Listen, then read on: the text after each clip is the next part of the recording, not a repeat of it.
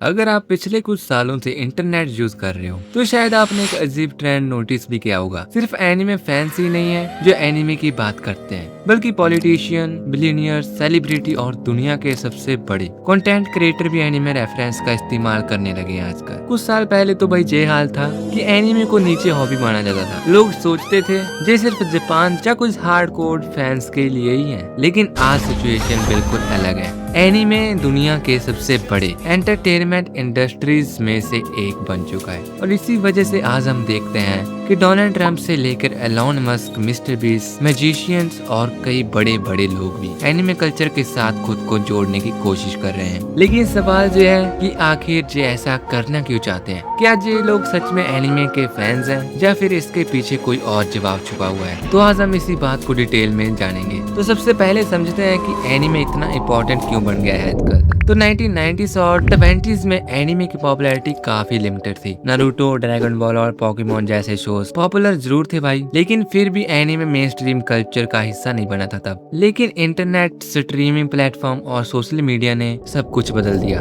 Netflix, Crunchyroll और दूसरे platform की वजह से एनिमे दुनिया के लगभग हर देश में पहुंच जाता है। आज लाखों नहीं बल्कि करोड़ों लोग एनिमे को जानते हैं। Naruto, One Piece, Attack on Titan, Demon Slayer, Jujutsu Kaisen जैसे शो भी ग्लोबली पॉपुलर हो चुके हैं। एनिमे देखना अब कोई यूजुअली हॉबी नहीं रहा है भाई, ये मॉडर्न यूथ कल्चर का एक इम्पोर्टेंट हिस्सा बनने लगा है। जहाँ भी यूथ जाता है वहाँ अटेंशन भी खुद आती है, और जहाँ अटेंशन आती है वहीं पॉलिटिशियन, सेलिब्रिटीज और ब्रांड भी पहुँच जाते हैं। तो ऐसा ही हाल ही में कुछ होता है भाई। जून 2026 में डोनाल्ड ट्रंप ने अपने सोशल मीडिया प्लेटफॉर्म पर एक AI जनरेटेड पोस्ट किया कुछ, जिसमें वो नारुतो के रूप में दिखाई देते हैं, और इसमें भाई Naruto style visual, shadow clone, jujutsu जैसे इमेजरी नजर भी आती है हमें। तो इस बात को लेकर भाई इंटरनेट पर तुरंत ही रिएक्शन आने शुरू हो गए। कुछ लोगों ने इसे फनी मीम भी बना दिया, कुछ लोगों ने इसे क्रिटिसाइज भी कर दिया, और कुछ एनिमे फैंस ने कहा कि एनिमे कैरेक्टर्स को पॉलिटिकल मैसेजिंग के लिए यूज करना कोई अच्छी बात नहीं है। लेकिन चाहे लोगों को कुछ पसंद आया हो या फिर नहीं, एक बात पक्की थी, वीडियो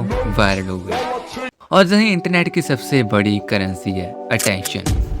जितने ज्यादा लोग आपके कंटेंट के बारे में बात करेंगे, उतना ही ज्यादा आप इंटरनेट कन्वर्शन का हिस्सा बनने लगेंगे। और अब बात करते हैं मिस्टर बीस्ट की। मिस्टर बीस्ट दुनिया के सबसे बड़े यूट्यूबर में से एक है भाई। उनकी सक्सेस का सबसे बड़ा सीक्रेट है ऑडियंस को समझना। मिस्टर बीस्ट और उनकी टीम इंटरनेट ट्रेंड को बहुत ही क्लोजली ऑब्जर्व करती है। उनको पता है कि उनकी ऑडियंस का बहुत ही ज्यादा बड़ा हिस्सा ऐसा है जो एनिमे को पसंद करते हैं और देखते भी हैं। इसी वजह से उनका कंटेंट, थंबनेल, मर्चेंडाइज और सोशल मीडिया पोस्ट में कभी कभी एनिमे कल्चर के रेफरेंस भी नजर आते हैं। एनिमे फैंस इंटरनेट पर सबसे एक्टिव कम्युनिटीज में से एक होते हैं भाई। अगर कोई क्रिएटर एनिमे ऑडियंस के साथ कनेक्ट कर लेता है तो भाई उसे मिलियंस एडिशनल व्यूवर तक पहुंच मिल सकती है। ये सिर्फ मिस्टर बीस्ट नहीं करते, लगभग हर बड़ा क्रिएटर किसी न किसी फॉर्म में इंटरनेट कल्चर और एनिमे कल्चर को अपना कंटेंट बनाना चाहता है।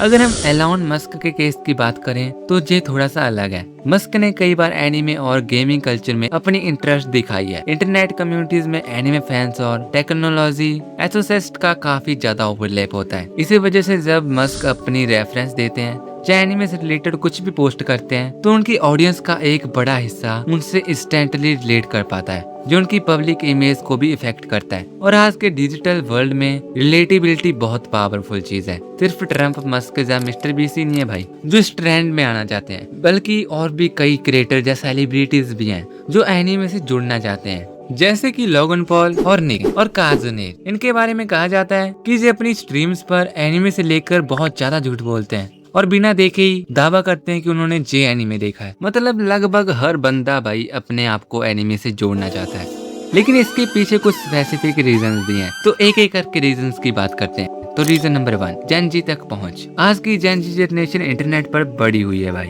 उनके लिए एनिमे कोई यूजुअल चीज नहीं है। एनिमे उनकी डेली एंटरटेनमेंट का हिस्सा बन चुका है। अगर कोई पॉलिटिशियन, क्रिएटर या सेलिब्रिटी जेन जी से कनेक्ट हो जाता है तो एनिमे रेफरेंस एक पावरफुल टूल बन सकता है उनको जेन जी जनरेशन से जोड़ने के लिए।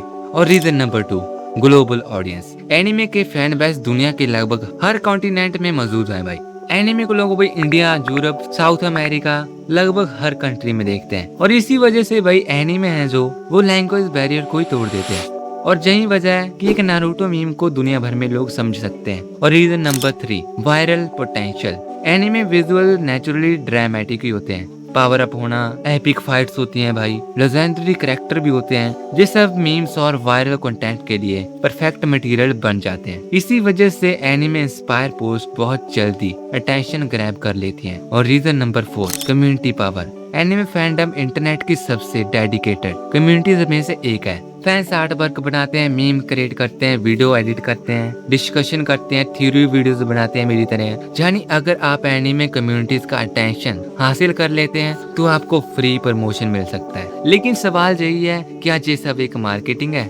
अगर मैं सच कहूँ तो हाँ भाई, कई केसेस में ऐसा है कि लोग इसको मार्केटिंग के लिए यूज करते हैं। लेकिन कुछ सेलिब्रिटीज जेन्युइनली एनीमे फैंस भी होते हैं। कुछ लोग सिर्फ ट्रेंड फॉलो करते हैं और कुछ लोग एनीमे कल्चर को एक मार्केटिंग टूल के रूप में देखते हैं। लेकिन जो ऑडियंस है, जो इन सब लोगों को देखती है, उनके लिए डिफरेंस करना बहुत ज्यादा मुश्किल हो जाता है कि कौन असली फैन है और कौन भी मार्केटिंग के लिए असली फैन बनना चाहता है। क्योंकि भाई दोनों सिचुएशन में रिजल्ट सेम ही आता है, एनीमे और ज्यादा पॉपुलर हो जाता है। बाकी तुम्हें क्या लगता है जे भाई जो बंदे अपने आप को दिखाते हैं एनीमे फैंस, क्या ये सच में है या फिर नहीं? जे तो तुम ही कमेंट करके बताओ मुझे। बाकी अगर तुम्हें ये वीडियो पसंद आई है तो लाइक करना और ऐसी वीडियोस के लिए, और सब्सक्राइब भी कर देना। बाकी मिलते हैं अगली वीडियो में, तब तक के लिए बाय बाय। और एनीमे देखते रहो, मेरी वीडियोस भी।